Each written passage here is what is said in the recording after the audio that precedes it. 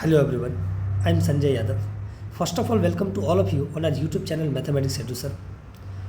JEE Mains 2026 एक memory based question मैं आपके सामने लेकर के आया हूँ। जब भी हम लोग ट्रिगोनोमेट्री के कंपाउंड एंगल्स को स्टार्ट करते हैं तो हम लोग इस टाइप के क्वेश्चंस को जरूर कराते हैं।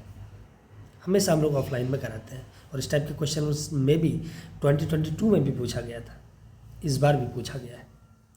तो चलिए हम लोग इस सवाल को स्टार्ट करते हैं। सवाल क्या कहता है, थोड़ा सा एनालाइज करते हैं सवाल को और फिर हम लोग सॉल्यूशन को स्टार्ट करते हैं। कहता है कि ये sine cos alpha plus beta -1/10 है और साइन अल्फा माइनस बीटा 3/8 है और अल्फा लाइज बिटवीन 0 to 60। जो गिवन है एक बार पहले लिखते हैं, आराम से करते हैं क्वेश्चन को। अल्फा लाइज बिटवीन 60 to 0 और बीटा लाइज बिटवीन 45 और 0 से बड़ा और 45 के बीच में, ऐसा है। यहाँ पे अल्फ़ा प्लस बीटा और अल्फ़ा माइनस बीटा का चर्चा किया गया है। तो हम लोग देख सकते हैं कि alpha plus beta second quadrant से ज़्यादा नहीं जा सकता, मिनिमम जा सकता है 0 और मैक्स टू मैक्स 105 जा सकता है। नहीं, इसका मतलब ये हुआ कि जो अल्फ़ा प्लस बीटा है वो सेकेंड क्वाड्रेंट में भी जा सकता है। फर्स्ट और सेकेंड क्वाड्रेंट में हम लोग बोल सकते हैं कि जो अल्फ़ा प्लस बीटा है वो कहाँ बिलोंग करेगा। This implies alpha plus beta belongs to first और सेकेंड क्वाड्रेंट। ये आप समझ सकते हैं, अभी फर्स्ट और सेकेंड क्वाड्रेंट में लाई करेगा। और अल्फ़ा माइनस बीटा निगेटिव भी हो सकता है।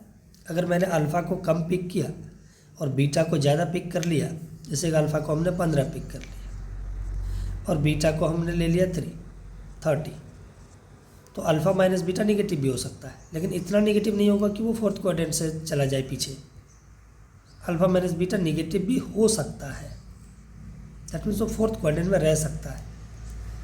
क्या वो थर्ड में जा सकता है? क्या नहीं जा सकता, क्योंकि मैक्स टू मैक्स ये 5/4 ही ले सकता है और ये मैक्स टू मैक्स 5/6 ही ले सकता है। तो दोनों का जो डिफरेंस है वो -5/2 से कभी भी छोटा नहीं होगा।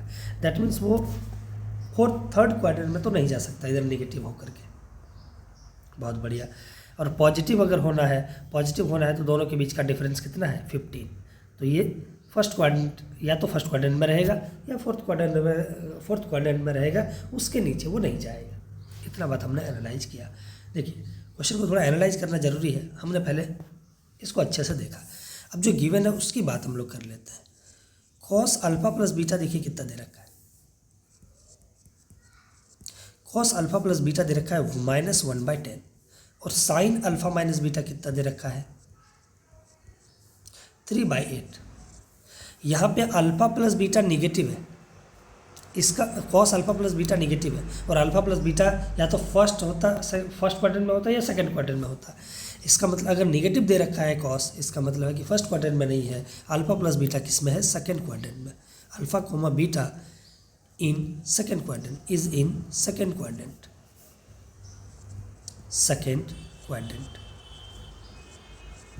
now यहाँ पे अल्फ़ा माइनस बीटा क्या दे रखा है? पॉजिटिव। नहीं, पॉजिटिव है, इसका मतलब सीधा बात है कि अल्फ़ा माइनस बीटा फर्स्ट में होगा। अगर फोर्थ में होता तो sine alpha minus beta negative होता, क्योंकि साइन फोर्थ क्वाड्रेंट में निगेटिव होता है। इसका मतलब ये है कि alpha minus beta is in first quadrant, कोई प्रॉब्लम वाली बात नहीं है यहाँ पर। नहीं, मुझे दो चीज़ों की ज़रूरत है। tan टू अल्फ़ा निकालने के लिए मुझे ज़रूरत है tan अल्फ़ा प्लस बीटा और tan अल्फ़ा माइनस बीटा। आप बोलोगे ऐसे क्यों? ना, tan टू अल्फ़ा का डायरेक्ट फार्मूला होता है 2 tan अल्फ़ा अपन में 1 + tan स्क्वायर अल्फ़ा। वो भी मैं आपको बताता हूँ कि मैं tan अल्फ़ा प्लस बीटा और tan अल्फ़ा माइनस बीटा मुझे क्यों चाहिए, इसकी भी चर्चा हम लोग करेंगे। तो पहले निकाल लेते हैं tan अल्फ़ा प्लस बीटा। उसको निकालने के लिए मुझे साइन अल्फ़ा प्लस बीटा की ज़रूरत है, तो साइन अल्फ़ा प्लस बीटा निकाल लेता हूँ मैं। ट्रायंगल बना के निकाल सकते हैं। वैसे भी हम लोग यहाँ पे कॉस अल्फ़ा प्लस बीटा दे रखा है, तो अंडर रूट, क्योंकि साइन सेकेंड क्वाड्रेंट तक पॉजिटिव ही होता है तो मैं पॉजिटिव लेके चल सकता हूँ। 1 - 1/100, 1 - cos स्क्वायर थीटा, और ये हो गया अंडर रूट 99/100, एलसीएम ले लिए। और इसको हम लोग बोल सकते हैं कि 3√11 और 10। ये आ गया साइन अल्फ़ा प्लस बीटा। ठीक है, अब मैं कॉस अल्फ़ा माइनस बीटा भी निकाल लेता हूँ, क्योंकि साइन अल्फ़ा माइनस बीटा दे रखा है, तो मैं sine cos alpha minus beta निकाल लेता हूँ, क्योंकि मुझे पता है कि वो फर्स्ट क्वाड्रेंट में है तो पॉजिटिव ही होगा, तो मैं पॉजिटिव वाला ही फॉर्मूला, ये प्लस माइनस यहाँ पे मैं लिख सकता था, लेकिन मैं इसलिए नहीं लिखा क्योंकि मेरे पास क्या है, पॉजिटिव है साइन, इसलिए मैं ये नहीं लिख रहा हूँ। आप समझ सकते हैं। तो यहाँ पे हो गया 1 minus sine square alpha minus beta जो है 9/64। नाउ अंडर रूट, तो 64 और माइनस 9 और अपॉन में 64, that means under root 55, under root 55 और बाई कितना आ जाएगा 8। नाउ अब हम लोग आ चुके हैं अपने स्पेस में। अब हमें किस चीज़ की वैल्यू निकालना है, 10 टू अल्फ़ा की। नाउ थोड़ा सा इसको हम लोग देखते हैं। 10 अल्फ़ा को लिखता, 2 अल्फ़ा को लिखते हैं अल्फ़ा प्लस अल्फ़ा, और एक बीटा को ऐड करते हैं और एक बीटा को सबट्रैक्ट कर लेते हैं और इसको एक साथ रखते हैं, alpha minus beta, alpha plus beta. बहुत बढ़िया, ये काम कर लिए। ये काम करने से आसानी क्या हुआ, आसानी ये हो गया कि अब मैं यहाँ पे 10a प्लस बी का फॉर्मूला लगा सकता हूँ। क्या होगा, 10 of a plus b plus 10a plus 10b upon 1 minus 10a into 10b। बहुत बढ़िया, ये फॉर्मूला हमने इस्तेमाल कर लिया। ठीक है, अब हम लोग वैल्यूज़ को रखते चले जाएंगे। 10 अल्फ़ा प्लस बीटा कितना होगा, यहाँ पे 10 अल्फ़ा प्लस बीटा भी हम लोग निकाल लेते हैं। 10 अल्फ़ा प्लस बीटा मतलब दोनों को डिवाइड करना है। 10 अल्फ़ा प्लस बीटा मतलब साइन रूट 3√11/10 और वो कितना था -1/10। नहीं, तो जब दोनों को डिवाइड करेंगे साइन अल्फ़ा बाय 10 अल्फ़ा, तो वो कुछ निकल के आएगा कितना, -3√11।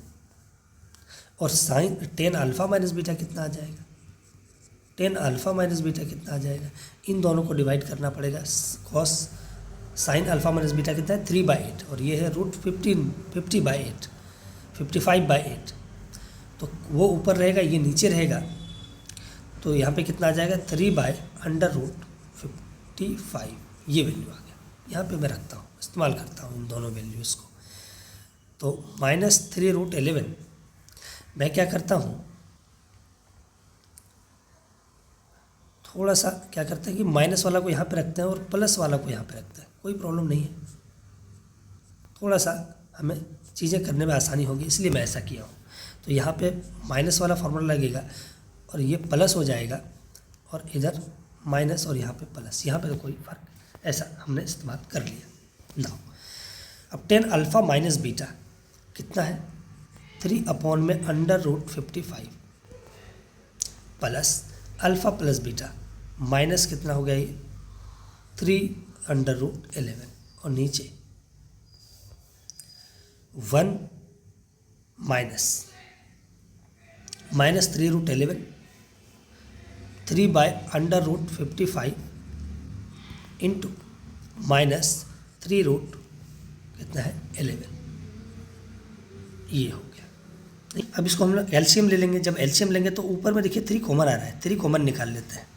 3 कॉमन निकाल लिए तो 1 -√11 इंटू अंडर रूट क्या हो जाएगा 55। ओके, नीचे क्या हो जाएगा, नीचे जब एलसीएम लेंगे तो देखो √55 तो कैंसिल आउट हो जाएगा। यहाँ पे आएगा अंडर√55 माइनस माइनस प्लस 9/√11। नाउ अब हम लोग थोड़ा सा इसको और सिंप्लीफाई कर लेते हैं, उस फॉर्म में ले आते हैं जिस फॉर्म में हमें आंसर लिखना है।